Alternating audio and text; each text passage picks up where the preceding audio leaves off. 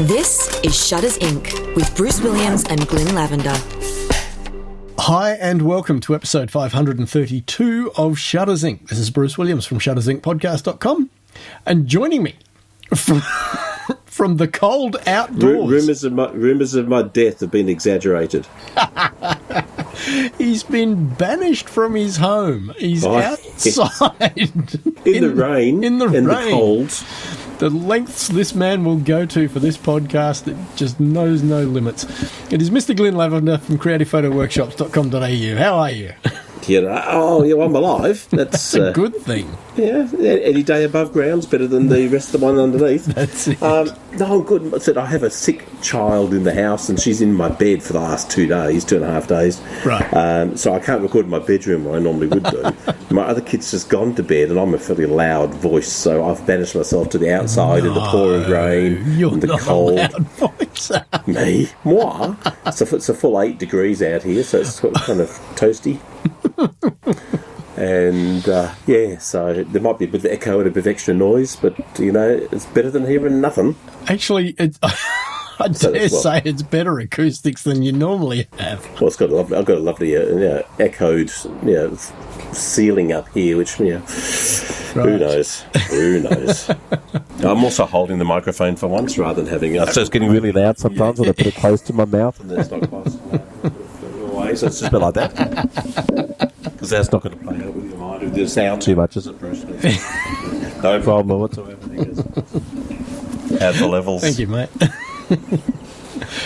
So, what have you been up to for the last 3 weeks? Trying not to die.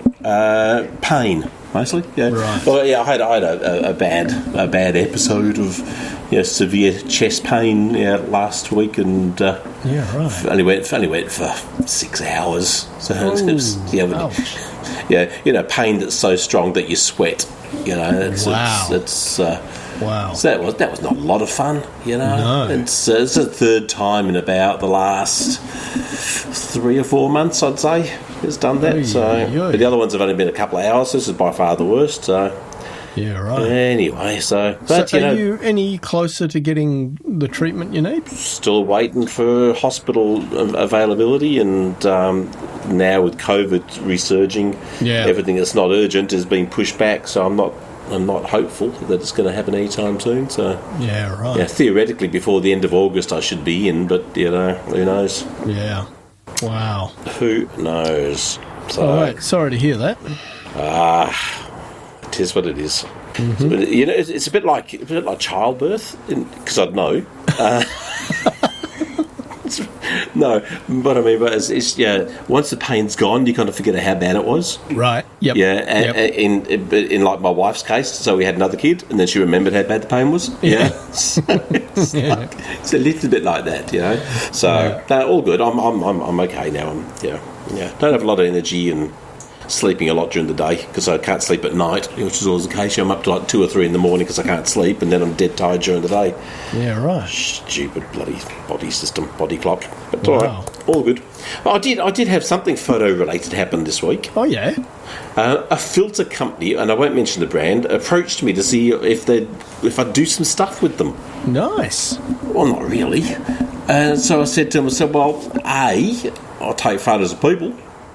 Not landscapes. Don't usually use filters. Yeah. Don't use filters, but I'm still interested. But I do for iPhoneography, and these people do iPhone lenses and stuff and filters. So I'm happy to discuss. Yep. And they came back. We would love to do some stuff. We do this, and this, and I said, They said, and they said, well, when would you be able to get our products in front of people? And by chance, I'm possibly going to Adelaide at the beginning of October to do some talks for Tamron. Right. Health permitting, of course. Yeah. So I said, there's a chance I could go down there and do that. And I said, but I'll warn you. I said, I don't recommend any products unless I've tried them first. And I never, and they wanted me to be a reseller. I said, I never sell product. Mm-hmm. It's my relationship with customers is I will use products I recommend because I like them and for no other reason, and not because there's any monetary value in it for myself. And they've gone, well, don't worry about it then. So, unless I was prepared to pimp them, regardless of quality, and pimp them out, product untested. Yeah, right. And this is a fairly well known and not inexpensive filters. Right. And European brand, shall we say. And so I said, well, yeah, enjoy your day. So that was my photo-related news for the last couple of weeks. I was almost somebody doing something with no one for nothing. That was great. But I've got one other visual thing happened this week too. Yeah. I got a bit excited a couple of days ago because Amazon Prime Day was on a couple of weeks ago, week and a half ago. Yep. And I've been watching this product that was $400, which I couldn't justify. Right. And it came down to $216 on Amazon Prime Day, cheapest ever recorded of this product. Yep. And I had bonus money that there's this thing called Shopback, where if you buy products online and you go via their app, they give you cash back. Right. And it builds up, and I've had the last couple of years, I've had $900 saved up in just stuff I would have bought anyway. So I had enough money in my little Shopback account to pay for it. So I got it basically for nothing, And it's a 120-inch screen for a projector. It's this massive bloody stand. It's portable, so you can take it anywhere. It comes in a big case, and then you expand this amazing stand, this frame that it takes like 2 minutes to put up, but it's just incredible. And then you've got this. So my lounge room currently has this 120-inch screen sitting up with it. Nice. So for movie nights in the backyard when the weather's not like it is right now, pouring rain. So that's pretty. But it's huge. It's like you got it. I had to stand it up. It only just fit under the ceiling, by a couple of inches. Nice. And so I did a test. I got my projector out and I set up on a stand where the kids gone to bed, and I put on the movie Ready Player One. Oh, great movie! Like I've never seen it, but I put the first 10 minutes on, and there's this scene where they're doing this racing scene, and this huge King Kong jumping over buildings, smashing stuff. Mm-hmm. And I tell you, when it's 120 inches, 4 feet from your head in your lounge room, it was quite bloody epic, I tell you. So I'm looking forward to using that. So it's not photography, but I could show photos on it, I guess. So you must have a decent sized lounge room if you were able to get the projector far enough back. Oh yeah, to project, yeah. And a bit of space. This is my entertainment room more so than my lounge. I've got a formal lounge and a entertaining, like the lounge we always sit in with the big TV. Mind you, the one with the small TV's got a 65-inch in it, so it's not.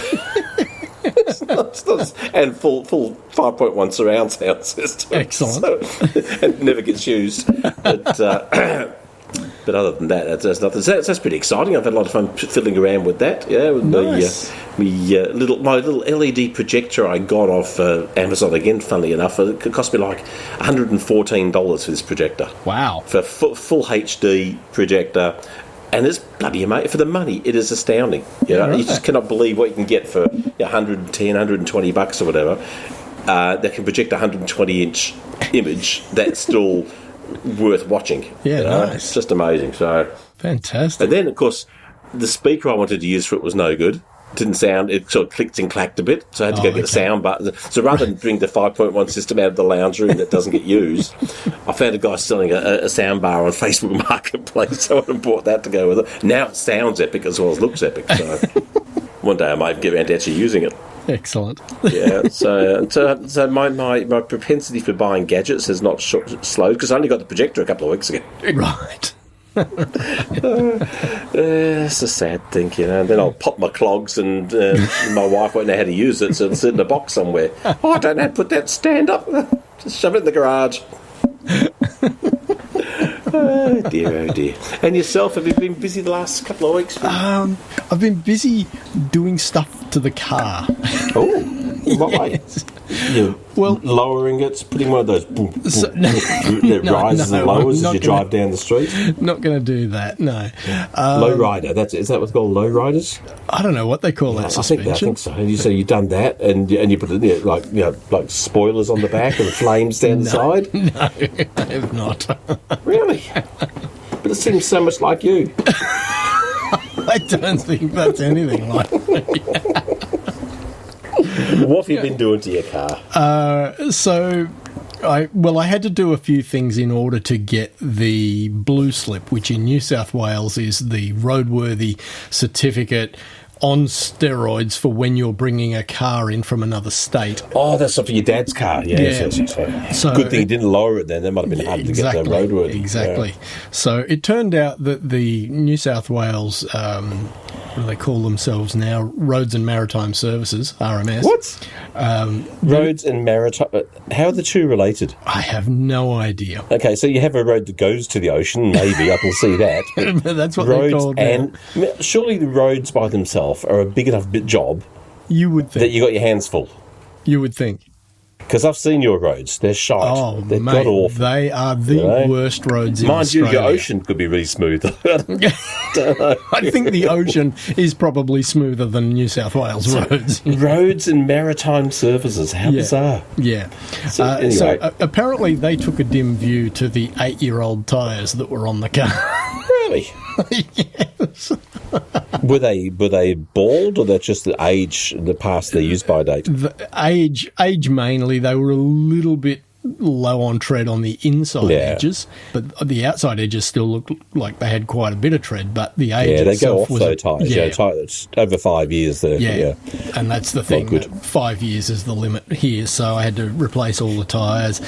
And then there was. Did you get a 3 for 4 deal? Did you get one of those special deals? I did get one of those deals, but I actually changed all 5 of the tyres. So, who's got to look in the boot? Yeah, changed the. Well, I thought if I ever find myself in need of having to, put the spare on, I don't want the spare to be an 8 or 10-year-old tyre. So that's why most people fall over, I guess, is they do. Yeah. But I'm surprised at all these tyre deals that people don't do a 5 tyre deal. Why do they always do 4 tyre deals? Yeah, it's just stupid. It's getting worse because Cat's actually now, because these days, you don't even get a full-size tyre. You get the space saver tyre. But I hate those things. Cat's now looking at changing her car in 12 months' time when its lease is up. And the car she's looking at doesn't even come with a spare tyre. It comes with a puncture repair kit. Oh, I know, puncture repair. How bad's that? I've seen this. So you got to know, not only can you not, if you don't know how to change a tyre, you stop, but then you have to know how to repair a tyre. Yes. I know. So, what brand of vehicle is this? That's a Subaru. No, a Subaru. Yeah, that's the XV. XV. Oh my God, that's diabolical. It is. It's tell her it's seriously underpowered engine though. Is it? Yeah, it's only a 2-litre jobby. Yeah.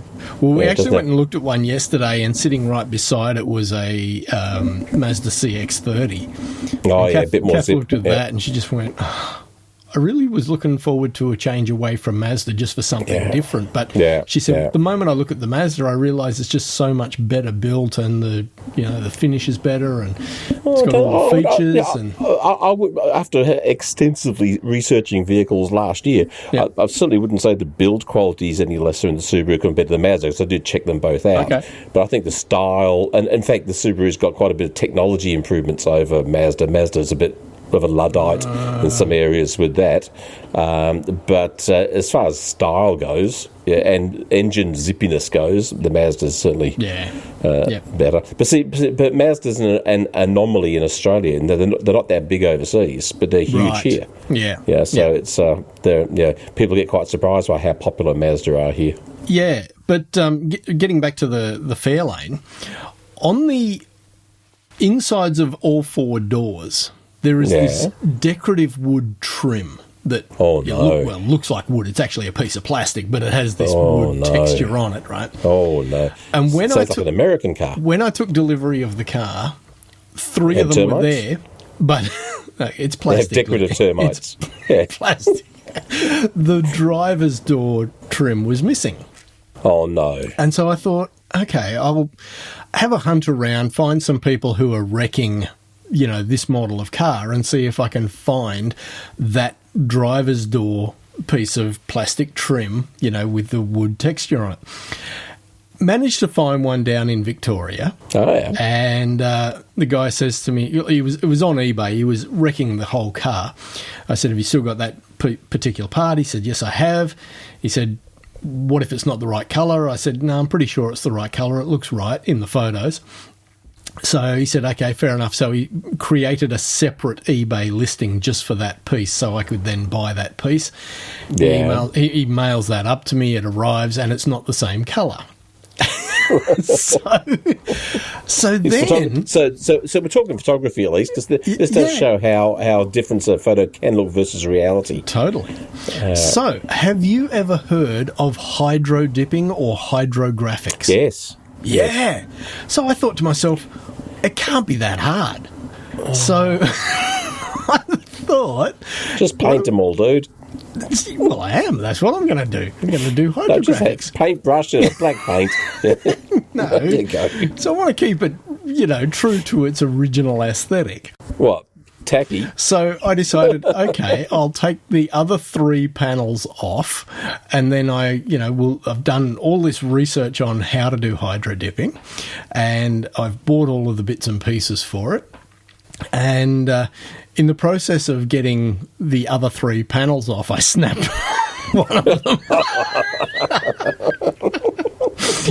So I had to go back to the guy on eBay and go, have you got the rear passenger door one? So that's on its way to me now. Oh, God. It's golden, isn't it? It's just golden. Yeah, it's a work in progress. You should have just cut out some balsa wood or something and just replaced all 4 with genuine wood, not the balsas. Yeah, but anyway, cork. Plug it up with cork. It'd be, not only would it be comfortable and warm, it'd be a great sound muffler. Yeah, think about that. Cork works well for that, doesn't it? I have no idea. Oh, how can you be in audio and not know what a cork does? Cork to me comes out of a wine bottle. But you have big sheets of cork and you put them on your walls, so it's like it's muffled sound. Do you? You've never heard these things? No. Yeah, and you were in the 70s. You grew up in the 70s, and you don't know these things. Goodness gracious, mate. Okay, I'm going to go on a cork hunt for you. Right. The audio properties of cork. I'll find a 47-hour documentary for you to watch. You'll love that. Excellent. Part 1. So that's the latest with me. Fun and games, eh? Yeah. Well, at least no one lost an eye. That's it. And the dog's getting better. He's starting to grow out of the destructive phase. Oh, that's good. Yes. You should just offer him your dad's wooden door panels. Fix them all up. Exactly. Since 2005, Shutters Inc. has been a labour of love. But beyond the time required to produce it, there is also a financial commitment. If you find value in the podcast and would like to help keep the servers running, hit up the Patreon link, which is in the show notes. Even a couple of dollars a month will help. Much appreciated. Now, back to the podcast. I found a headline today on The Guardian I just thought, that is Glynn Lavender to a T. Yeah, and he's nailed it too, because I've looked at a lot of his photos and he's pretty accurate. I've taken 1 million photos and 50 were good. Yeah. I'm sure that's not true. Yeah. But I would love to see his 50 that he thought were good, though. Right.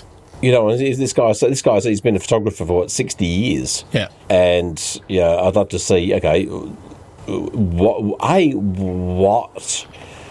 which ones do you think are good? Yeah. And what makes them good to you? Yeah. That'd be very interesting. That'd be a lot more interesting than the crap he talks about. Right. I mean, he's 79 years old. He says when you're 79, you'll find that the obsession with sex, for example, no longer exists. I could have done without that one. And but no, he's I've never heard the guy before, but he's obviously a very storied photographer. Yeah. But I'd love to see the 50. Yes. And so he's written lots of books. Okay, but he should do a book. This is the 50, and this is why. Yeah. Because and the why is probably going to be very personal anyway. The why is probably not going to be because it's aesthetically good, artistically good, or any better than a lot of his other work. Yeah. It's because something else happened around that image that made that image stand out. I'm sure. Yeah. Speaking from my own experience, when I look at my photos, the ones I like, which is not many, are the ones where something about the experience of the shooting when you look at the photo, brings back that experience, and the experience makes the photo better. Yep. You know what I mean? Yep. The photos that are technically really good and interesting, and people go, "Oh my God, this is amazing," they're cold and soulless to me because the experience of shooting them wasn't necessarily something that inspiring. Interesting. Yeah. If I take an amazing photo at a workshop, for example, there's nothing. It's just a photo. Right. It's a work day. Yeah. If you take a photo, you have a great experience when you're travelling somewhere. And you meet someone or a family. I met this amazing woman once on my first time to India. 5 minutes out of the hotel, I walked around this corner, and there's this woman sitting in a little chair, and she invites me over for a cup of chai. And I sit down and talk to her, and I talk to her brother, who's running the little ironing stand just up the laneway. He comes in, and then her husband comes over. He's a local politician and travel agent. And I said, he tries to get me to sign a petition and go on a tour. And I remember every minute of that conversation. I remember every feeling and sound and smell and the taste and the photos I took. Because that experience was, especially first time in a new country, and within 5 minutes of being there, you're having this inclusive moment. Those stand out. But the next guy around the corner who had a cool face I took a photo of doesn't necessarily have any resonance whatsoever. So I would feel that this guy has a lot of those sort of experiences that make those 50 images beyond technically good or technically interesting. Yep. But I didn't read the article, so I couldn't tell you. I did think just the headline itself just jumped out at me anyway, because I thought it's so aligned with what you say about your own photography. Yep, spot on. David Marland sent me a link a couple of weeks ago to... Mr. Marland. This was posted on a Facebook page called Photographer's Corner, and he said something for your next holiday. The sad thing is that shirt's come up on my Facebook feed a few times too. So I'll let you all have a look at the link if you want to see the shirt we're talking about. If anyone has something, ideas for them to hand out to the family for Christmas or birthdays coming up. Yep. There you go. Paul Sutton wrote to us regarding episode 531 and said, "Another episode. Thanks, gents. What I really..." Wait. Let's unpack that, shall we? You think there's some sarcasm in there? Yeah? Look at the praise, Another episode. It wasn't good, it wasn't bad, it wasn't great. Loved the day this episode. Another episode. Thanks for that. So that's how you say it too, isn't it? Thanks for that. Go on. What I really appreciated this time is what I am struggling with. My photography is sure the place has an interesting story, but how do I show that interest in my story that I made with this photograph? It is the little things that make this the best episode of the century. Something I will think about next time I use my camera. Thanks again for the episode, gents. Oh, well, it started out bad, but it picked up. It picked up. I would reckon there's not a photographer in the world who, when confronted with something that is really interesting to them and something that's captivating that they want to capture, doesn't struggle with that. How the hell do I make it work? How the hell do I get it in? How does that photo come together? David Duchemin has some great stuff on that. And my recommendation always to people is if you walk in on a scene that's epic, is first try and capture it as well as you can. It doesn't have to be great, but you have to start shooting. Because starting shooting starts you moving, starts you stop overthinking it, starts you seeing. So try and shoot it wide, as close, as interesting as you can. Get as much of the scene that's in front of you together, and then closest. Right. So what you're doing is you're narrowing your focus from this big epic what's in front of you, this whole scene, which can be, it's like a book of 50,000 words. It's really hard to capture well. To try and get some. Not everyone's going to sit down and read a 50,000 word book. And understand it all. And then you cut it down to like you edit the book down to a 20,000 word one by narrowing your focus. Then edit it down to a 10,000 word. Then edit it down to a couple of paragraphs. And you come down to the one sentence that says everything about that thing. And that one sentence could be a little girl playing in a puddle. It could be who knows whatever the scene is, but something. The one thing that hones in, brings all that experience together in one simple, evocative moment. Yeah. and then try and capture that as well as you can, you know. And it doesn't mean do one shot, step closer, one shot, do a bunch of shots, move closer, a bunch of shots, move closer. And don't hesitate to, once you've done that process, go back and do it again. Start wide and come in closer again, come in on a different angle, come in on, you know, go exactly the opposite direction you came in on. If you, let's say you're walking down a laneway, you come to a courtyard where all this stuff's going on, well, shoot that process, then try and come in from the other angle, because everything you see coming the other way, all the light will be completely different, assuming the light's got any direction to it, but everything will be different. Your whole viewpoints will be different, and you might shoot it completely differently. And you know what? It doesn't matter if you don't get the photo. And that's probably at the end of the day, the photo's the least important thing because you had the experience. Yep. And if you happen to capture a photo that does reasonable justice to it, well done. If you don't, it doesn't matter because you had the experience. Yep. Yeah. And the doing is more important than the taking. To me, the doing of it is far more important than the photo you get out of it. Yep. Totally. Yeah. Totally. Unless you need to present that photograph for, you know, you're a journalist, or you've got to get the story as best as you can. If you're out there with a specific purpose, where you must produce a result for somebody else, like a wedding, for example. Yep. But if you're doing it for yourself, enjoy the experience. For sure. The next one that Paul sent us, he said, here is a good write-up on why the James Webb Telescope is such a big deal and why astronomers are excited about what they are seeing. Yes, it's all text, no pretty pictures. However, to get the understanding of the people using it, it is interesting. Hey? I can't read that. If it's all text and no pictures, I mean, they've lost half their audience. Yeah, this is the internet, for God's sake. That's it. Do you know that they've only got a 68 gigabyte hard drive in that thing? Wow. Yeah, that's it. 68 gigabytes. Or maybe they delete the crap shots as they go. It shoots 57 gigabytes of data a day. Wow. And it has to send all that data back to Earth every day. It has 2 4-hour windows a day where it's in contact with the Earth. Wow. And it's got to send all that 57 gig per day back to Earth, otherwise the thing stops shooting because its hard drive's full. I'm sure they could have bought a few more memory cards before they sent it up. But this is what people on the internet were saying, exactly this, and it's no, because they build to purpose. This is all it needs. Anything else is pointless, and it's completely purpose. And if they get a thing too full of photos, how long is it going to take to download? They'll never catch up.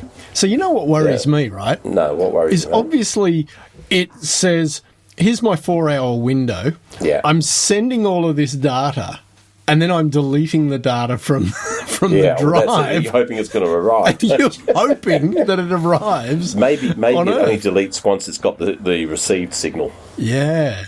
Maybe. You would hope. So to give you an idea, Hubble generates between 1 and 2 gigabytes of data a day. Right. So it's considerably more data than T'other. Crazy. I was looking at the comments on it, and someone said, it's amazing they're able to beam that much data back to Earth each day. NASA technology has produced into a new era. Meanwhile, I can't even get Pornhub videos to play on my phone without severe buffering.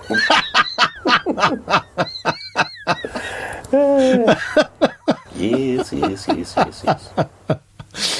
Oh, dear. There's a couple more from Paul, but what have you got on your list? I don't know. What have I got on my list? Do I have a list? I've got a list. But yes, so Canon Australia is doing. So I think a few years ago we mentioned that Canon USA, I think it was, were giving all these 400mm lenses to build a telescope up in America. An array. Yeah, and so Australia's doing the same thing. They're giving a bunch of 400mm 2.8 lenses to build the Huntsman telescope, which is another array. Right. So here's what I love. This is the principal investigator of the Huntsman telescope, Dr. Lee Spittler from Macquarie University's School of Mathematical and Physical Scientists and Australian Astronomical Optics. There's a mouthful. It's as big as roads and maritime services. Said the telescope would be crucial in understanding what should happen if the Milky Way galaxy has a head-on collision with the neighbouring Andromeda galaxy, an event that's going to, as theory suggests, could happen in 4.5 billion years. Right. So, what are they trying to do? Give us time to plan? Yeah. I mean, it's crucial in understanding what might happen should this thing happen in 4.5. I don't know. Yeah. I don't know how that helps science. Why do we care? How does that help science? It's like, I'm very confused. Yeah. And then you think, because even if they were right, the likelihood of this particular arc of technological humans still being around in 4.5 years, 4.5 million years is pretty much zero chance. We will have lost everything, gone back to cavemen and re-emerged all over again, and probably done that a million times in between now and then. What are they capturing that James Webb isn't going to be as well? Like, what? So we spent $10 billion to send this thing up into space, but we've got these ones instead? These 800 mil lenses. It's interesting, yeah. And there's got a photograph of the Orion Nebula that was taken with it, which looks pretty darn cool. I guess the details pretty darn cool. Yeah, right. But is this with the Huntsman? Yeah, apparently. Yeah, right. I don't know how, because I didn't think it was even built yet, but apparently it has. Yeah, right. It's scalable, so they can keep adding lenses to it, which is good, nice. I guess. Yeah, nice. But I guess it allows the next generation of astronomical students to study. Yep. Yeah, which giving time to access things like a Hubble or some of the big telescopes, it might be a lot harder to do, and that's going to be a lot more cost effective, I guess. Yeah. So I found that kind of interesting. I did see that Nikon didn't deny that they're stopping making DSLRs. Wow. So the Nikkei, Japan's most prestigious financial newspaper, reported Nikon's exiting the DSLR market and no longer developing new models. Nikon then put out a statement saying it hadn't announced such a move and would still make and distribute DSLRs. Right. Note they'll make and distribute. It didn't say it will bring out any new models. It didn't say it would continue any research. It didn't say continue to develop. No. Yeah, so that looks and therefore, if that's the case, you can imagine only Canon's not that far behind. And the article goes on to all sorts of stuff about showing how the Z9 is such a competent machine, and the Canon's R6s compared to their EOS ones, and why would there be a need for any more DSLRs, basically. So. Well, I think the writing's on the wall for that technology. Yeah, I mean, I guess mirrorless is getting better and better and better all of the time. I just think... You know what would make mirrorless really good? What? If it had like a prism where you could see through it and see stuff in real life rather than like the little LCD screen. That's a great idea. Oh, okay, that's the next generation. That's the next thing they have to develop. If they could somehow find a way of getting the light that's on the same plane as what the sensor is up into a prism, so you can see it. Because I'd much rather see with my own eyes than with just some screen, because the detail's better. One day in the future, Glynn. Well, we can dream. We can dream. The last thing was about Instagram and the trouble they're facing at the moment with the fact they've gone all video. It's just video central. It's like YouTube, but worse. Yeah, but all these people are now coming out with video memes about make Instagram again. So lots of on that link. There's lots of fun info if people want to have a look through there and have a bit of a laugh and read what's happening. I went on Instagram this afternoon and I couldn't figure out how to make it work anymore. Right. And I couldn't figure out how to stop stuff and make it look like the stuff I wanted to see. And so it loses its appeal because I like it looking a particular way. Yeah. It makes you wonder, where do people go to, share photos? Well, I've been looking to what else is out there. I said, well, what are the Instagram alternatives? And there wasn't a lot. Then there's one called IM, EYEM. And say that again. EYE. I, like the eye, like your eye, and then EM, a stupid name, IM. Okay. I thought, I'll download that and have a look at it, and went to the App Store and, I've already downloaded that at some point, and it's not on my phone anymore, so I downloaded it again. Turns out I got an account 8 years ago. I started an account and haven't loaded photos since 8 years ago. And in those 8 years, I've had 4 notifications. So it's a popular popular place. Setting the interwebs on fire. So I'm going to upload a few photos and just see what happens. Yeah, apparently they've got 27 million users. Okay, but who knows? It is still a long way from Instagram, but it does seem to be a lot more photographer focused rather than photography focused. Right. If you know what I mean. Does 500px have a mobile app environment, anything like Instagram? I don't know. There's another one called Viewbug, which I guess is a bit, but I don't know. Those ones all seem to be post for likes kind of thing. Yes, 500px does have an app as well, but they don't seem to be. I don't know. They don't seem to be. Maybe I'm just not doing it right or feeling it right. It doesn't feel like Instagram where you share with friends. It feels like you share and random people seem to get on. And so I don't know. So I've tried 500px in the past, and I've tried Viewbug. Obviously, I tried IM 8 years ago. It didn't stick, but I thought I'd try that just as an expel. So if we remember in 2 weeks' time when we record, I'll report in on how IM's been going for me and see if I've had a like in 2 weeks. Not that it's all about likes, but I might find a new friend. Who knows? Who knows? So I think that's it for me. That's all I got. That's all I got to talk about. All right. Well, I'll go back to the other stories that Paul had sent us. Well, not going to talk about your extensive list of stuff that you put together over the last 2 weeks.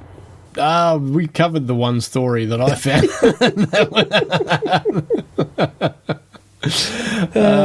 He said, some of the finalists and shots I will probably never get. Comments are worth it too, especially regarding the bird and fox. This is from DP Review, the slideshow of finalists, preview for Bird Photographer of the Year 2022. Penguins, flappy thing. I saw one of my Facebook friends in America were out doing leg banding on hummingbirds on the weekend. Oh, okay. Right. So and he's holding this little band they put around the leg of a hummingbird in his palm, and it's like a little bit bigger than a grain of sand. Wow. This leg band is absolutely microscopic, tiny, tiny, tiny, and then he's holding the hummingbird, which is all of 2 inches long. Yeah, right. And so it's interesting what people do. People and they're out doing all sorts of kind of cool stuff. Yeah, right. I thought it was pretty cool. One, it's a bird with warts. So warts is? I thought he'd put his head into a pomegranate or something. Yeah, that's what it looked like. But Wart head. Yes. That can't be healthy. No, you wouldn't imagine so. Sexual attraction, apparently. Well, it's not working for me. I'm telling you right there. I did have a fascinating. I went for a walk a week or so ago with some friends of mine. They're keen birders, so they had lenses out, and we had these 2 kites, birds of prey, fighting about 15 feet above our head. Flying in, going upside down, and locking claws with each other, and flying around and doing it again right above our head. It was fascinating. Wow. And that's in local suburbia, which is quite amazing. Wow. Oh yeah, the fox and the eagle is pretty cool. Yeah. I saw a video footage of a hare the other day running across a field, and a huge eagle swoops down, tries to get it, and it does this tumbling leap over the back of the eagle and lands on its feet and keeps on running, and the eagle's sort of going out of control, having missed the thing altogether, which is quite astounding. So what did it do? It did a backflip.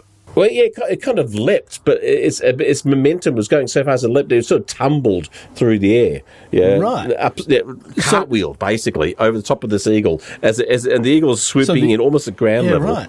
So the eagle's gone underneath it. Yeah, and he's jumped over the entire wingspan of this 6-foot wingspan of this eagle, and that was pretty. It was like a little 5-second Facebook. There's little movie clips you can't avoid seeing on your Facebook feed these days. It was one of those, which was kind of cool. Right. Hey. And the last one, cool concept that's only available in a few places in America, and this was from Petapixel. And this is Urban Skies micro-balloons take high-res photos from the stratosphere.